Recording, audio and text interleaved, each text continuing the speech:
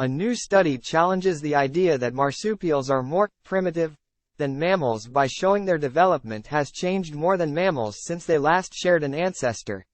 For a long time, people have treated marsupials as lesser mammals, which represent the intermediate stage between placental mammals and egg layers, explains evolutionary biologist Anjali Goswami from the Natural History Museum in the UK. It turns out that marsupials are the ones that are far more evolved from the ancestral form. This now outdated idea arose from the fact that marsupials, such as kangaroos, give birth to young still in the early stages of development.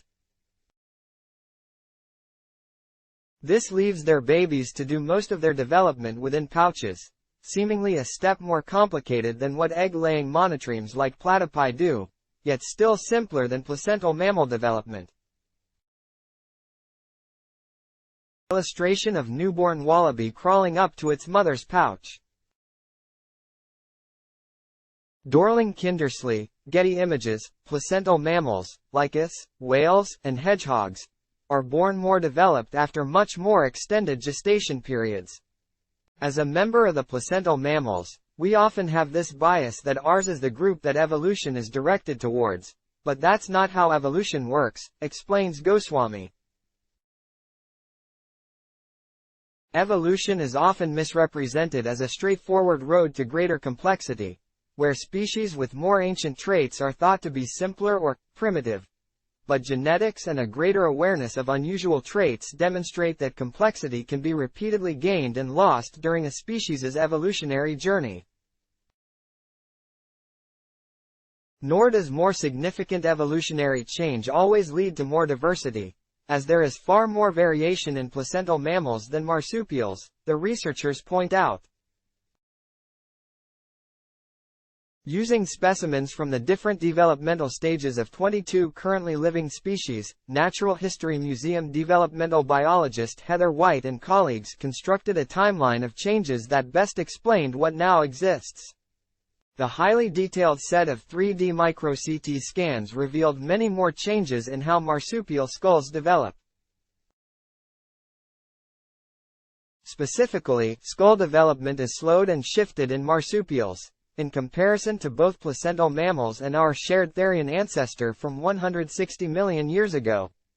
The findings suggest that the extremely young age of marsupial births represents the more specialized type of development that required greater changes in traits compared to our shared ancestor than our strategy of allowing young to develop within us for longer.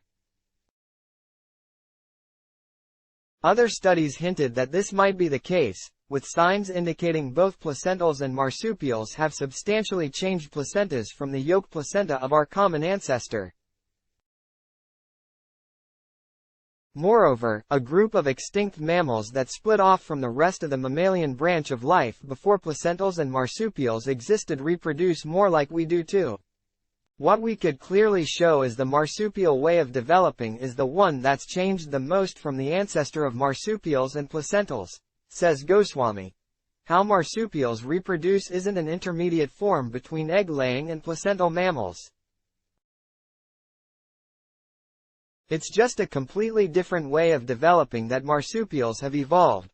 You wouldn't know it, but this endangered northern quoll is packing 8 babies hairless and pink jelly beans.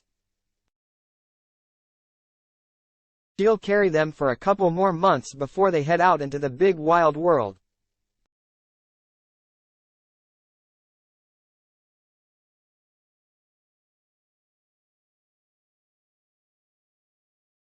There were some limitations in estimating the ancestral state due to the lack of early developmental examples from the platypus the team qualifies. Either way, while comparing current traits to ancestral species allows us to establish relatedness and evolutionary timelines, it does not indicate how much more or less advanced a species is in complexity. Instead, the changes most likely reflect environmental demands or lack thereof, as is likely the case here. It's been suggested that the marsupial strategy is better if you're living with a lot of environmental instability, says Goswami. Placental mammals have long gestation times, so if an animal goes through a period where resources dry up, both mother and offspring would likely die because it's all internal. With a marsupial, it's a much lower risk strategy because the mother can easily abandon them at a very early developmental stage, so at least the mother can survive and try again later. This may explain how marsupials made it all the way to Australia from their origins in North America when their placental neighbors did not, back when these continents were connected landmasses.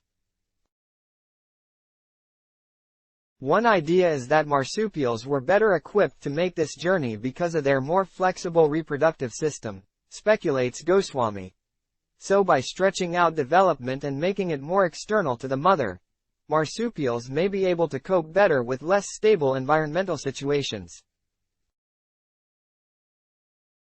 But this is very much a guess and a hypothesis that needs to be tested. This research was published in Current Biology. Adblock test. Why?